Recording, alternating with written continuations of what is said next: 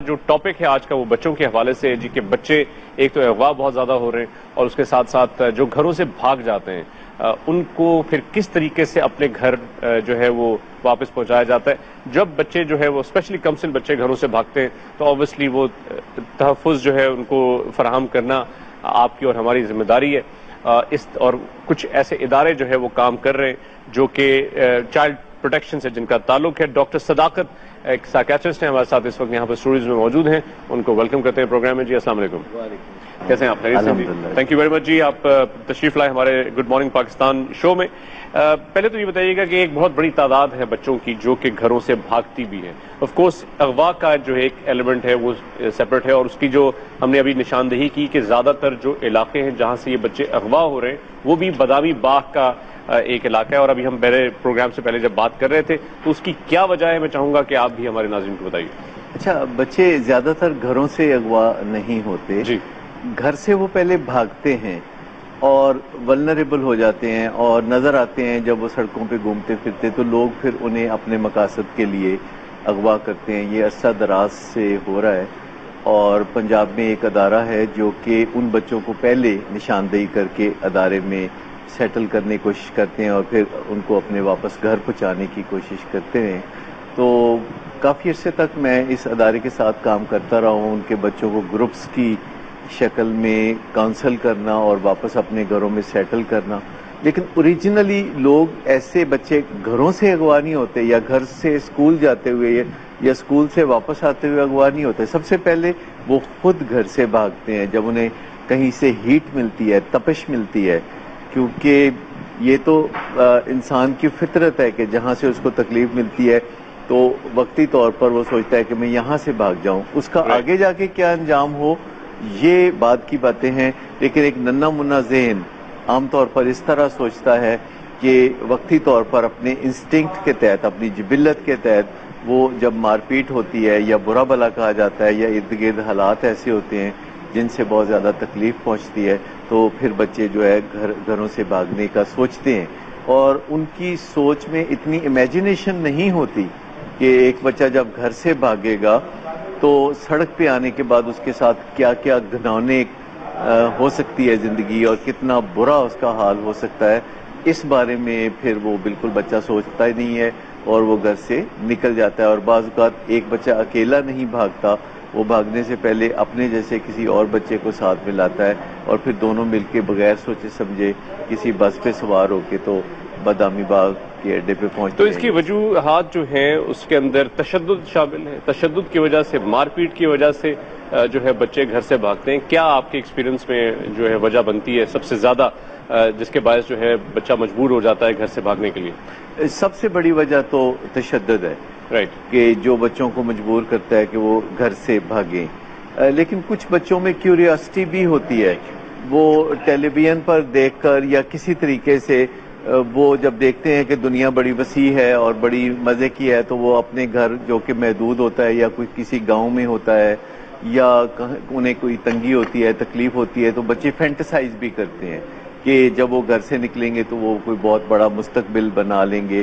اور لیکن بنیادی وجہ جو ہے کہ بچوں کے ساتھ مار پیٹ ہوتی ہے یا انہیں مجبور کیا جاتا ہے. بعض اوقات بچوں کو جیسے چائلڈ لیبر پہ اگر مجبور کیا جاتا ہے والدین کی طرف سے, جو کہ بڑی کامن بات ہے کہ کچھ لوگ غربت کے ہاتھوں مجبور ہو کے اپنے بچوں کو مختلف جگہوں پہ کام کاج کے لیے رکھوا دیتے ہیں جہاں بھی مار پٹائی ہوتی ہے, ابیوز ہو سکتا ہے اور اس طرح کے بہت سارے مسائل ہو سکتے ہیں. تو بچے کے ذہن میں اور کچھ نہیں آتا کہ اس مسئلے کا حل کیسے کریں یا وہ کس سے بات کریں. وہ اپنے کسی رشتہ دار سے, کسی دانشور سے, کسی سمجھدار سے بات کر سکتے ہیں, کسی بزرگ سے بات کر سکتے ہیں, مسجد میں امام مسجد سے بات کر سکتے ہیں, اسکول میں ٹیچر سے بات کر سکتے ہیں. لیکن ایسے موضوعات پر بات کرنا ذرا مشکل ہوتا ہے, یہ انڈسکسیبل ہوتا ہے چھوٹے بچوں کے لیے, اور وہ بھاگنا ان کے لیے اس کی نسبت بڑا آسان کام ہوتا ہے اور اس میں نئی دنیا کو ایکسپلور کرنے کا ایک ان کے ذہن میں خیال ہوتا ہے. تو اس طرح بچے انجانے میں یہ فیصلہ کر بیٹھتے ہیں. لیکن جو بھی بچہ سڑکوں پر رہتا ہے وہ بہت ولنریبل ہوتا ہے, وہ اغوا ہو سکتا ہے, اسے غلط مقاصد کے لیے استعمال کیا جا سکتا ہے, چائلڈ لیبر, جبری مشقت, اس طرح کی بہت ساری چیزیں ہو سکتی ہیں. رائٹ, تو آپ کا ادارہ پھر ان کو کس طریقے سے پروٹیکشن فراہم کرتا ہے؟ ہمارا ادارہ تو بنیادی طور پر ولنگ ویز ایک کاؤنسلنگ فیسلٹی ہے. اچھا. وہاں پہ جو لوگ بھی اس طرح گھر سے بھاگنے کی ٹینڈنسی رکھتے ہیں، ہم زیادہ تر جو کلائنٹس کے طور پر ہمارے پاس لوگ آتے ہیں وہ ٹین ایجرز ہوتے ہیں جن میں گھر سے بھاگنے کی ٹینڈنسی اپنے عروج پر ہوتی ہے.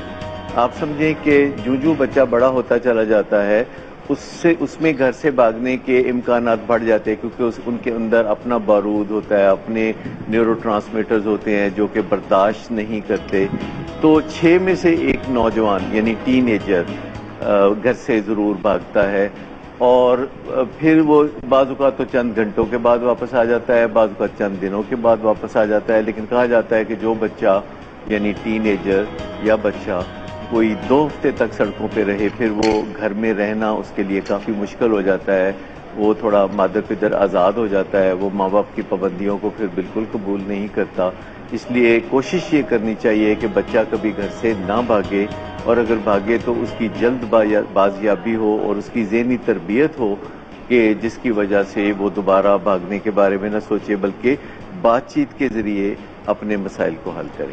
لیکن ڈاکٹر صاحب یہ بڑی ایک یعنی کہ مشکل صورتحال ہوگی شاید آپ کے لیے بھی، کیونکہ جب اگر بچے کے اوپر تشدد کیا جا رہا ہے، اس کے اوپر جبری اس کو مشقت کے لیے جو ہے وہ مجبور کیا جا رہا ہے، چائلڈ لیبر کا جس کے اندر تعلق ہے. ایک اندازے کے مطابق ہمارے پاس پاکستان کے اندر ناظرین 25 ملین ایسے بچے ہیں جو کہ اسکول نہیں جاتے. ایک بہت بڑی تعداد ہے یہ، 2.5 کروڑ بچے، جہاں جس قوم کا جو اعداد و شمار اگر ہم یہاں پر اس کا تعین کریں، ایز سچ کوئی مردم شماری تو نہیں ہوئی، لیکن اگر ہوتی تو شاید ہمیں اندازہ ہو جاتا کہ تقریباً 20 سے 22 کروڑ ہماری عوام ہے، اور اس قوم کا آلموسٹ جو ہے وہ 5% قوم کا جو بچہ ہے وہ سڑکوں کے اوپر جو ہے موجود ہے. اگر وہ اسکولوں کے اندر نہیں ہے تو پھر یقینی طور پر وہ سڑکوں پر ہے، گھروں سے باہر ہے، یا تو محنت مشقت کر رہا ہے یا پھر کوئی جو ہے دوسرے جرائم کے اندر انوالو ہو رہا ہے.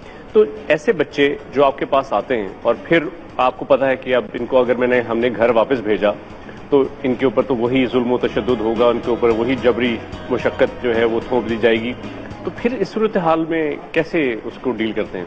اچھا، اس میں چونکہ اس کی انوائرمنٹ پہ ہمارا بہت زیادہ اختیار نہیں ہوتا، تو جتنا بھی کام ہم نے ایسے بچوں پر کرنا ہوتا ہے وہ خود ان کی ذات پر کرنا ہوتا ہے.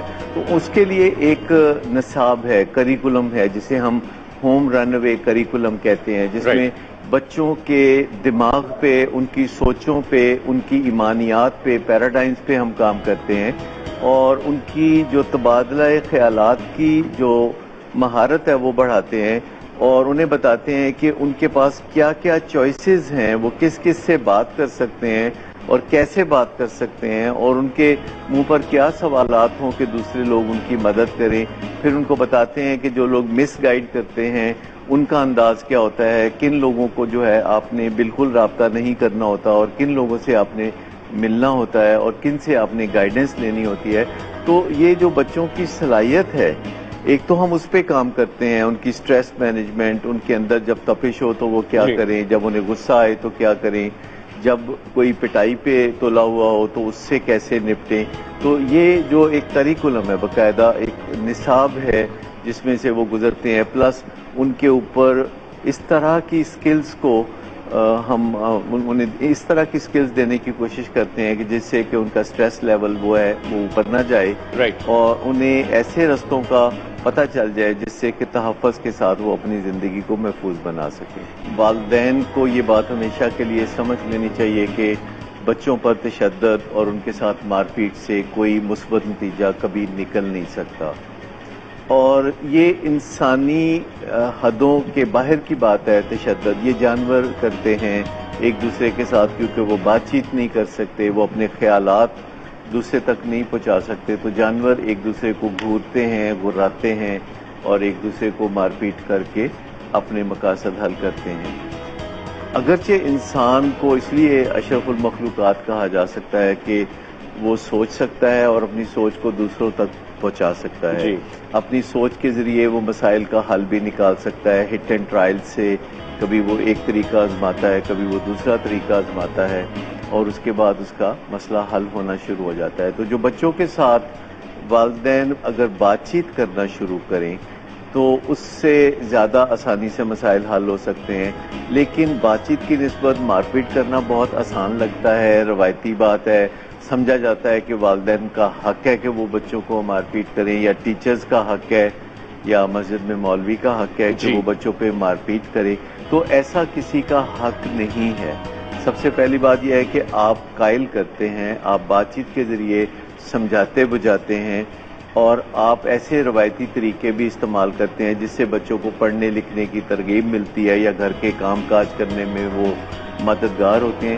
جب بچے اسکول نہیں جایا کرتے تھے تو ایک عام بات تھی کہ بچے اپنے ماں باپ کے کام کاج میں مددگار ہوا کرتے تھے، اور اس وقت جو کام کاج ہوتا تھا وہ زیادہ تر کاشتکاری ہوا کرتا تھا، کیونکہ یہ ازل سے سب سے جو عام پیشہ ہے وہ کاشتکاری تھا.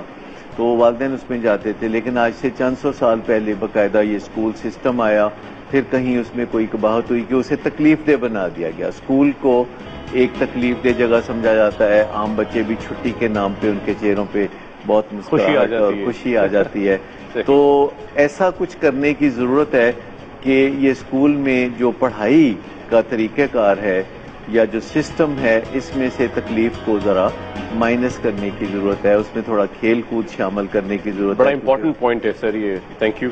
اور وہ جو مزے اس میں شامل کرنے کی ضرورت ہے، کیونکہ دنیا میں اب بہت زیادہ مزیدار چیزیں جو ہیں ان کو ایکسپلور کر لیا گیا ہے، جیسے ویڈیو گیمز ہوتی ہیں، جیسے کمپیوٹر گیمز ہیں، اور بہت سی ایسی چیزیں ہیں جن کو بچوں کی تعلیم کے ساتھ تھوڑا مکس اپ کرنے کی ضرورت ہے تاکہ ان کی توجہ تعلیم میں بھی ہو. جی، کچھ فائنل ورڈز آن دس پیرنٹ اور چائلڈ ریلیشن شپ. اچھا، ایک تو جیسے میں نے عرض کیا کہ مار پیٹ بالکل نہیں ہونی چاہیے. دوسرا، بچوں کو پڑھائی کے لیے بھی مار پیٹ پر نہیں ہونا چاہیے کوئی سسٹم کہ اگر بچہ پڑھ نہیں رہا تو اس کے ساتھ پھر مار پیٹ کی جائے. جب آپ بچے کو پڑھائی کی طرف راغب کرنا چاہتے ہیں اور وہ نہیں ہوتا تو اس کا ایک طریقہ یہ بھی ہے کہ آپ اس کے ساتھ بیٹھ کے تو بات چیت کریں کہ وہ اپنے مستقبل کے بارے میں کیا سوچتا ہے. چھوٹے بچوں سے ہم اکثر مستقبل کے بارے میں بات کرنا کو مناسب نہیں سمجھتے. ہمیں لگتا ہے کہ یہ کوئی فضول بات ہوگی.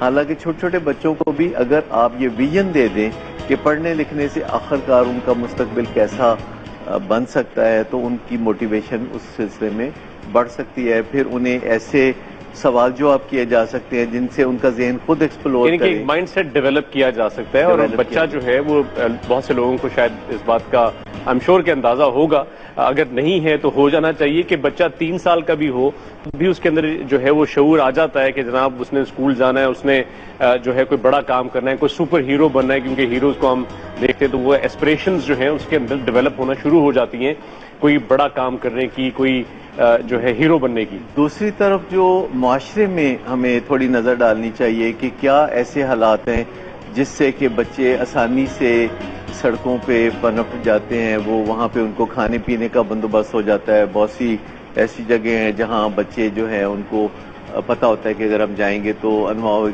اقسام کے کھانے ہمیں مل جائیں گے. جیسے لاہور میں داتا صاحب کے داتا دربار ہے، بالکل ایبسولوٹ. یعنی کہ وہ ان کے ذہن میں یہ ہوتا ہے کہ جناب وہاں پر جا کے بغیر کچھ کیے ہوئے بہت سے دسترخوان ایسے کھل گئے ہیں جو ڈپینڈنسی بڑھا رہے ہیں، نیکی کے جذبے سے کھولتے ہیں، لیکن اس میں بہت سے لوگ اس سے پھر ناجائز فائدہ بھی اٹھاتے ہیں. پھر لاہور میں ایسے ایریاز ہیں جہاں ان بچوں کو چھوٹے موٹے ملازمت کے مواقع بھی ہوتے ہیں کسی ہوٹل پہ، جہاں ٹپ مل جاتی ہے یا کچھ اور ہو جاتا ہے. اور ساتھ آپ دیکھیے کہ جو اور پھر بچوں کو ہم نے دیکھتے ہیں کہ اس لیے بھی استعمال کیا جاتا ہے بھیک مانگنے کے اوپر. اکثر اوقات ہم دیکھتے ہیں چوراہوں کے اوپر جو ہے جو گھر وہاں پر موجود ہیں وہ بچوں کو جلد ہی یہ بچے نشے کا رستہ بھی ڈھونڈ لیتے ہیں، اسمارٹ بانڈ سونگنے لگتے ہیں یا کوئی اس طرح کے نشے بچپن سے ہی کرنا شروع کرتے ہیں، سگریٹ پینا شروع کر دیتے ہیں، پھر وہ اس منشیات کے دھندے میں باقاعدہ شریک ہو جاتے ہیں. تو یہ ایک الگ سے یا دہشت گردوں کے ہاتھوں لگ جاتے ہیں. یہ بھی ایک ایلیمنٹ ہے، المیہ ہے ہماری اس قوم کا. ڈاکٹر صاحب تھینک یو ویری مچ، بہت بہت شکریہ سر، آپ ہمارے پروگرام میں تشریف لائے.